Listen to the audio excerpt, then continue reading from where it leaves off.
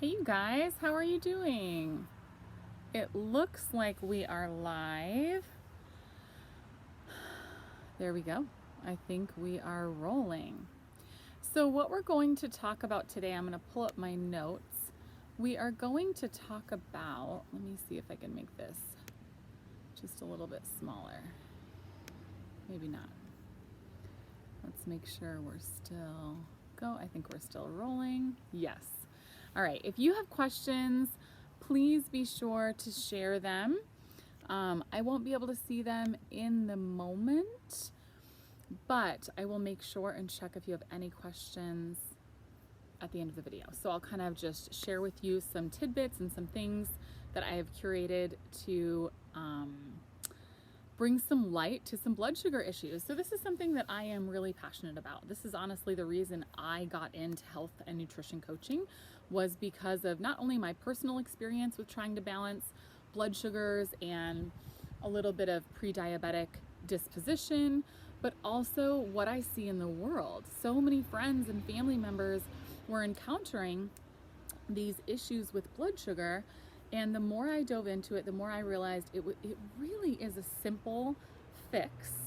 Simple, not easy, but also how much people don't actually know about the subject. So that's my goal, is to really educate you guys. I feel like it's all I've talked about on our social media and our newsletter for the last couple weeks, and we have more information coming this week. But I just really want you guys to understand the ins and the outs. All right, so I'm gonna pull up my notes and we're just gonna kind of take things as we go. Ultimately, if we have too much sugar in our blood, our body releases too much insulin. And so we know that the more that we can kind of moderate how many carbs we eat at a time, that can really help our body from becoming insulin resistant. If women tend to have too many spikes in insulin throughout the month, it can lead ultimately to PCOS, it can lead to facial hair, acne, infertility. It can lead to a lot of really adverse effects, and ultimately that's because insulin controls hormones. If our insulin is not balanced and in control, then we are going to have hormonal issues, and things like that are going to come up. And the same is true with men. With men, when insulin is spiking and lowering, spiking and falling, their bodies produce this extra testosterone, and with that testosterone, it then gets changed into estrogen because there's an excess of it. And what that does is it creates midsection weight gain. It can do the same thing in women too, like a apple shape in the midsection. Also, it can create those like man boobs, right? The things that the guys don't want to see because of that excess estrogen. Now there can be other factors to those things, but a lot of it really is blood sugar control. So if we think about this, something I do want to talk about is blood sugar levels and our cortisol and adrenaline. When your body receives too much insulin, it actually sees this as a stressor. The same is true when we're in that fight or flight situation. Your body releases a whole bunch of insulin to then spike cortisol so that you can respond to an emergency situation appropriately. So it's a valid response, but living in a world where eating 60, 70, 80, 100 carbs at a time creates that spike, or living in a world where we are constantly stressed out, instead of maybe in times in the past just once in a while we experience some stress, now we have stressors every single day, right? We check an email, we get a text message, we receive a voicemail, and instantly stress or cortisol can be through the roof. Those things really can affect our blood sugar levels. So it's important to learn how to manage not only our intake when it comes to nutrition and food, but it's also important to manage our stress levels. Some things that you may notice in the beginning. This is the key that I want kind of everyone to understand, is we don't all of a sudden just become a type 2 diabetic. It doesn't just happen overnight. There are going to be symptoms that you will start to see and experience long before things show up on labs. And that's what I want you to start being aware of, is what things should I be looking for? Do you feel like you have to eat every couple hours? And this is something that I noticed when I was young. I had to eat every couple hours or I felt terrible. Hangry, it's described as. I just would feel shaky, I would feel lightheaded, I would feel nauseous. Do you feel like you have to depend on caffeine to get through the day? Do you have a tendency to gravitate towards carbs, sweets, starches, because that's what gives you energy? Do you feel like you constantly need sugar to have energy or to have sort of the appropriate brain power that you need? And interesting was, do you feel like you have to go to the bathroom all the time? Are you peeing? Are you going to the bathroom all the time? Or again, that sort of irritable, hangry feeling. Simple ways that we can, again, these are precursors, you guys. People can experience these all the time. And oftentimes, what we find with most of our clients is they're experiencing these symptoms simply because they're not eating a balanced macronutrient profile at each meal. We all know we love carbs, right? Carbs and fat, they're the easiest things to eat. But when we look at insulin response, a carb and fat combination with no protein is a dangerous combination when it comes to insulin response. So, a couple things that we can do to really help that response be healthy and resilient. Don't skip meals. Don't starve yourself and then binge on a huge dinner, right? Or a huge meal, whatever time of day that is. Work on better sleep habits. Again, if we're looking at cortisol and adrenaline, if you're sleeping and recovering appropriately, making sure that you get adequate recovery and really excellent sleep is going to be beneficial. Move your body daily. Adding intentional exercise, even something as simple as a walk, can be so beneficial for balancing blood sugar. Build your meals around primarily protein and healthy fats. Here's another kind of tip is try to always think about, like, protein is your mainstay. You should be eating protein at every single meal. And if you do a protein carb combo, that's rock star, right? If you do a protein fat combo, excellent. It's not to say that you can't eat all three macronutrients, you absolutely can.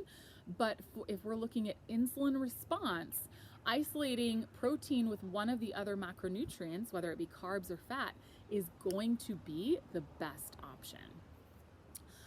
Eating whole grains or low glycemic carbohydrates as the last thing you eat in a meal. Now, obviously, I chatted with a couple clients about this week. They were having like some wraps, which is a delicious lunch, right? They've got a loaded amount of protein in there, some delicious greens, maybe a little Caesar salad dressing for some flavor or some avocado.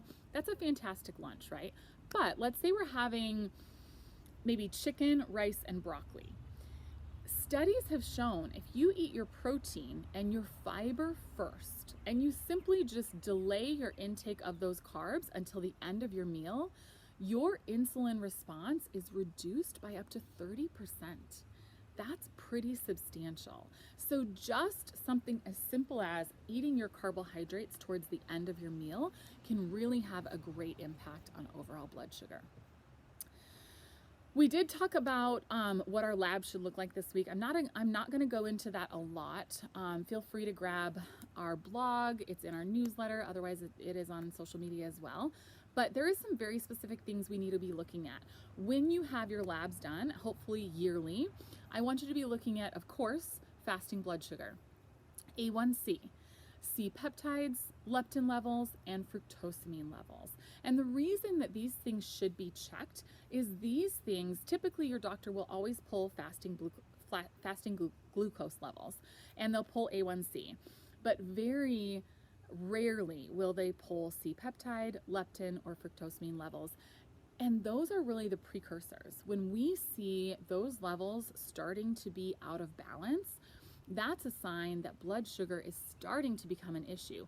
And we will see those things be out of balance long before we'll see your fasting blood sugar be high or your A1C be out of whack.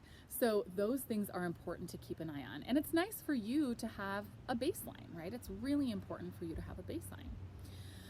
This week we're going to go into some more specifics of those 4 stages of what we're looking for as sort of like prior to things being full-blown diabetes. So keep an eye out for those. Those are really important symptoms and things to look for, but I touched on a lot of those already. Ultimately, something that we preach, period. Whether you are someone who has a tendency to be hypoglycemic or have other health concerns, The main thing that we really have to think about is enjoying a balanced macronutrient profile. And for most of us, that's eating more protein than we naturally would. It's eating a ton of vegetables, right? Getting lots and lots of fiber through micronutrients in veggies, and eating whole real food. Those are really kind of the basic things. But the fact is, you can enjoy a healthy, balanced, vibrant life and health eating some of the other things that we really do enjoy, but it's really about making your mainstay be those basic, really excellent whole foods. Let's see if there's other things that I wanted to make sure we covered. Ultimately, that's it, you guys. Let me check and see if we've got any questions from our live. I do not see any. Of course, it's a little bit challenging to see on my computer. Do you guys have any questions? I see there's 3 of you on here. If you do, I see no comments, so I think we should be good. All right, well, we're gonna wrap it up. Thank you guys for tuning in on our Sundays with Summit Health. Whether you have issues when it comes to blood sugar, I want you to always be aware of how you're feeling. Something we really teach our clients is to tune into their own biofeedback. How's your recovery? How is your stress? Where is your energy at? How are you sleeping? How about hydration? And so not only do I want you to tune into those things, but also help educate your friends and family on the things that they should be looking for. And if you hear sort of those red light things, if you hear them mentioning, hey, you know, it seems like I have to go to the bathroom all the time, or it seems like I can't go 2 hours without eating and I get hangry, those are clearly signs of some of these preemptive things that we can address. And so help them, educate them. If we spread the word on how we all can really obtain better health and vibrant health, that's really what we're looking for, right? You guys enjoy the rest of your Sunday. Thanks again for tuning in.